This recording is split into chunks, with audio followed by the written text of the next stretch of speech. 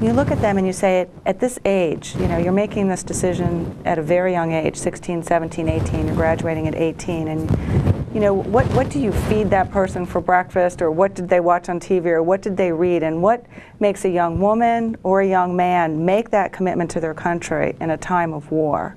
And again, with that sensitivity to women, knowing that, you know, it's going to be predominantly in the years where they're childbearing years, or making decisions to start a family, and it mounts for all of us that great sacrifice that we so easily take for granted. I can drive through this city that I love and look at these houses, and we're all protected, you know, by people that we too often can forget about.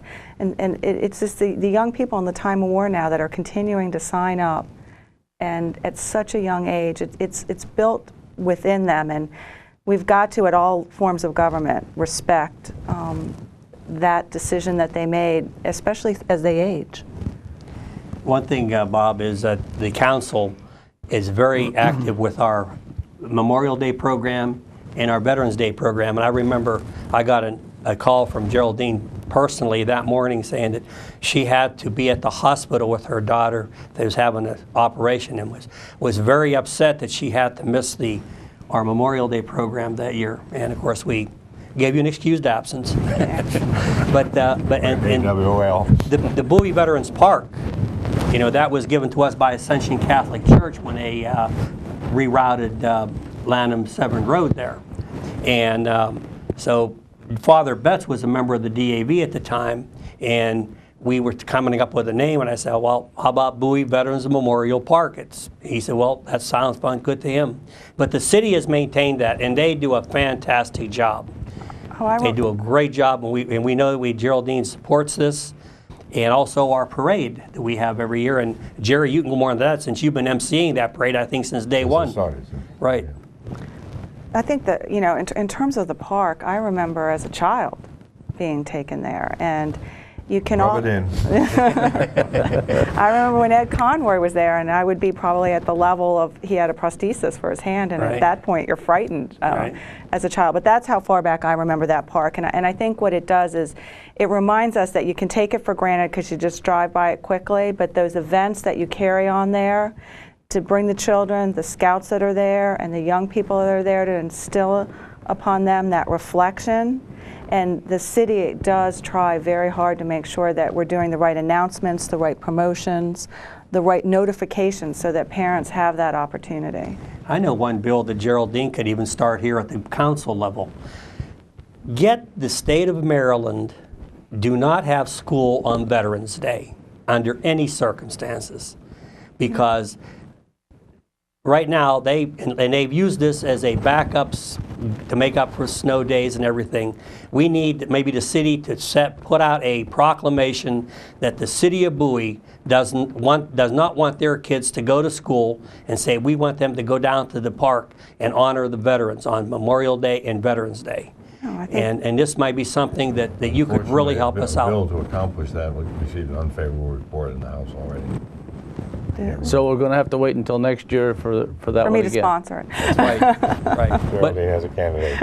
But see, and unfortunately, I think about 2 or 3 years ago, I asked to give us how many veterans there are in Annapolis now, and there are only about 40 in the House and Senate.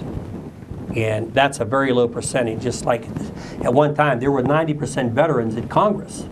Now it's less than 20%. Well, and I think that that's, you know, where your dedication to being down there and informing the legislators and allowing me the opportunity to always understand what your issues are, because things can move fast down there. And when you don't have that sensitivity with the members, your involvement and looking at the new people that are thinking about running, you know, making sure that each and every one of them is going to be responsive to your needs.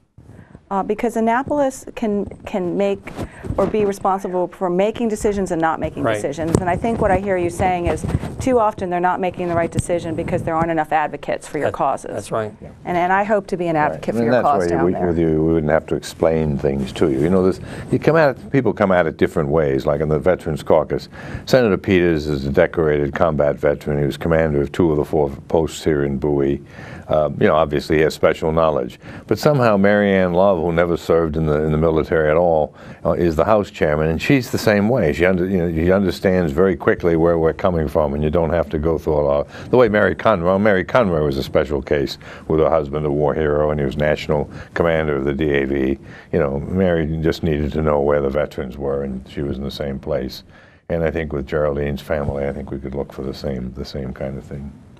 Well, thank you. I look forward to it. I think right now we're in a situation where a lot of people are frustrated, some are angry, they feel like their voices aren't being heard, and I'm looking to be an instrument. Right. You know, I will be the instrument of the community and the constituents, and certainly the veterans constituency will always have a very special place in the work and the decisions that I make in Annapolis. Well, I know there's a number of things that are starting to go through the legislative process right now. We've already had hearings on all the bills that we've been interested in, and we're waiting to find out what happens within the committees. And as far as some of those bills are concerned, Jerry, can you tell us a little bit about where they stand? Well, I was down today, and House Bill 1355 would have a lottery drawing once a month for the Veterans Fund. So that's a biggie. You know, if that, again, the fiscal note's a little high, so we don't know. Well, the Senate has been moving on bills generally. The House has not. The House has been slow. An awful lot of bills are still in committee. And I was mentioning that the Worcester County bill for the slot machines, now that's gone through the House, got an overwhelming vote in third reader, and it's before the Senate Budget Committee, and I think that'll pass. But I wish they'd follow it with the others, you know. And I think Senator Peters and Senator Astle had a great deal of success on a bill that was going to clarify that when somebody in the military makes a determination of how they want their body taken care of, should they be deceased, that their information and their last, directions be followed. It didn't make sense to me to find out that they're not always followed because state law can preempt it, and families were getting to a lot of agreements. And I heard this was one hearing this session, very rare, where they moved on the bill right after the hearing, and it's over in the House now. So that's Senator Astle and Peters. Yeah, Senator Astle has 30 air medals in Vietnam. You know, right. He's a Marine pilot. He was a Marine pilot, a helicopter pilot, quite a war hero, and a very nice person. You know. Yeah, it's like the veterans things. When I was in the House, there was a bill by our legislators being every year to provide grave liners at the veteran cemetery because the soil kind of erodes and sinks. And John Hanson Briscoe was the speaker, and he didn't like the legislator who sponsored the bill. He said, I'd be a lot more inclined to support the bill if he'd be one of the first people to use it. And we are fortunate in the state of Maryland because we do get support from Annapolis, with Charlotte Hall and the cemeteries that we have and so forth. So it's not that we don't get a lot of support, it's just there's some very critical bills coming forward that certainly need their support. We have a veteran cemetery that's really a model for the nation. They do an awfully good job. You can all come down and look sad. Because my last resting place will be Cheltenham, so I want you all to look sad, very sad. We have 5 veteran cemeteries in Maryland. Right. From Eastern Shore, Cheltenham, we have right here Crownsville, then we have Garrison Forest in Baltimore, and Rocky Gap way out in Western Maryland. And we're one of the only states that have 5 cemeteries. And they're very well kept. And Charlotte Hall is a home for retired veterans, the old folks.